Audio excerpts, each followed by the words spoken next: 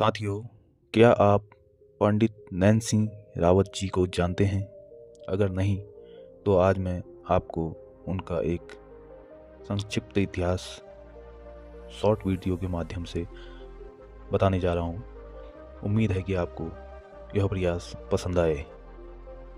यह वह व्यक्ति हैं जिन्होंने आज से लगभग 150 साल पहले दुर्गम पठारों एवं पर्वतों को पार करते हुए करीब 2000 किलोमीटर की पैदल यात्रा करी। इस यात्रा में वह 25 से 30 लाख कदम चले और अपने एक एक कदम का बेहद नपातुला हिसाब बिना किसी आधुनिक यंत्रों के रिकॉर्ड किया। उनके इस यात्रा के बाद ही दुनिया के सामने हिमालय पार की अभूतपूर्व गुत्थी सुलझी। विश्व मानचित्र पर पहली बार नासा का एक सटीक नक्शा बन सका और पहली बार दुनिया ने जाना ब्रह्मपुत्र और सांगपो नदी एक ही नदी है। उनकी यात्राएं इब्न बतूता, ह्वेंसांग, फ्रांसिस बर्नियर या मार्को पोलो की यात्राओं से किसी भी तरह कम नहीं रही। यही कारण है कि ब्रिटिश रॉयल जियोग्राफिकल सोसाइटी के इतिहास का पहला सर्वोच्च सम्मान उन्हें मिला। उसके बाद पेरिस जियोग्राफिकल सोसाइटी का सर्वोच्च पदक उनके नाम है तथा सर्वे ऑफ इंडिया का गोल्ड मेडल उन्होंने जीता। चीफ पंडित, ओरिजिनल पंडित और पंडितों का पंडित उपनामों से नवाजे गए। पूरे एशिया की पीठ को अपने पैरों से नापने वाले व्यक्ति का नाम था पंडित Nain Singh Rawat.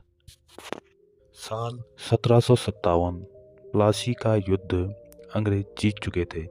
East India company की रणनीति अब बदलने लगी। वह अब भारतीय उपमहाद्वीप के दूरस्थ इलाकों पर भी अपना अधिकार जमाना चाहते थे। इसके लिए जरूरी था कि हिमालय के आर पार के इलाकों को बारीकी से समझा जाए। इसी क्रम में 1767 में सर्वे ऑफ इंडिया की स्थापना की गई और इलाके की पैमाइश शुरू हुई और कहा गया तिब्बत के सर्वे के लिए सिर्फ हिमालयी इलाकों के भारतीयों को ही भेजा जाए। ऐसे भारतीय जिन्हें तिब्बती भाषा का ज्ञान हो और जिनके नयन नक्शे तिब्बतियों से मिलते हों। इनमें से जिन्हें तिब्बत भेजा गया उन्हें पंडित या मुंशी कहा गया। इन लोगों को तिब्बती भाषा सिखाई गई, वहाँ के नामों का उच्चारण सिखाया गया और गुप्त जेबें बनाने और उसमें डायरी और अन्य सर्वे उपकरण छुपाने की ट्रेनिंग दी गई। ओम मणि पद्मे हूँ का माला का जाप कराया गया और सर्वे में पारंगत बनाया गया। इनमें से जो सबसे प्रतिभाशाली व प्रखर साबित हुए थे पंडित नैन सिंह रावत। उन्हें पंडित, चीफ पंडित, ओरिजिनल पंडित, नंबर 1 जैसे उपनाम मिले और इस अभियान के पहले और प्रमुख व्यक्ति बनने का सौभाग्य प्राप्त हुआ। लेकिन नैन सिंह रावत का पंडित बन जाने का सफ़र इतना आसान भी नहीं था। यहाँ तक पहुँचने से पहले उनका जीवन बेहद कठिन व दर्द भरा रहा। मिलम उस दौर में भारत तिब्बत व्यापार के कारण बेहद गुलजार रहा करता था और कुमाऊं का सबसे बड़ा गांव हुआ करता था। सौका समुदाय के लोग यहीं से तिब्बत की मंडियों में आते जाते थे। अब उनकी जिंदगी का वह सबसे बड़ा पल आने वाला था जिससे उन्हें द ग्रेट पंडित बनाया था। नैन सिंह को पता चला कुछ सर्वेक्षणकर्ता लद्दाख व तुर्किस्तान की ओर जा रहे हैं और उन्हें कुछ सहयोगियों की भी ज़रूरत है। नैन सिंह यह नहीं जानते थे कि उन्हें सर्वे वैज्ञानिकों के साथ उन्हें करना क्या होगा, लेकिन अपनी गरीबी से निकलने के लिए वह कुछ भी करने को तैयार थे।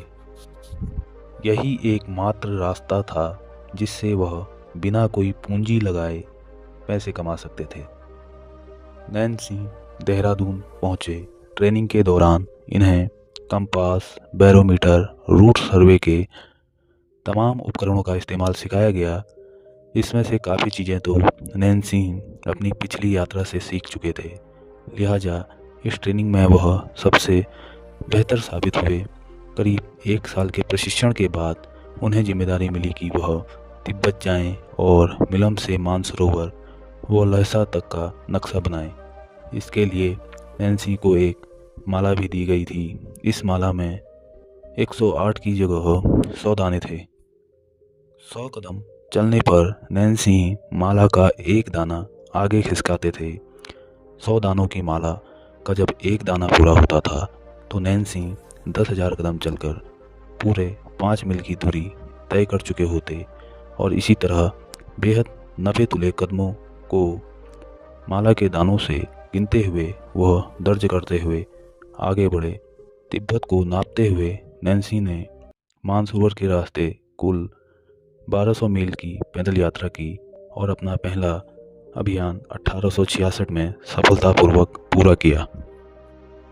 फिर 1867 से शुरू हुए दूसरे अभियान में नैन्सी ने पश्चिमी तिब्बत का भौगोलिक सर्वे किया और 1875-76 में आखिरी सफ़र में लेह से ल्हासा होते हुए तवांग पहुँचे।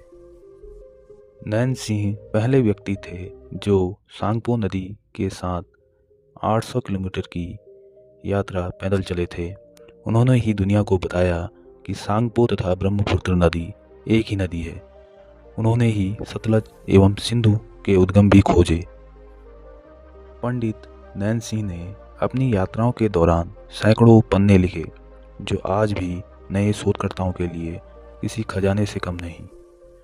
तो दोस्तों, आपको यह जानकारी कैसी लगी कमेंट में अपनी राय ज़रूर दें। साथ ही साथ इस चैनल को लाइक, शेयर, सब्सक्राइब करें।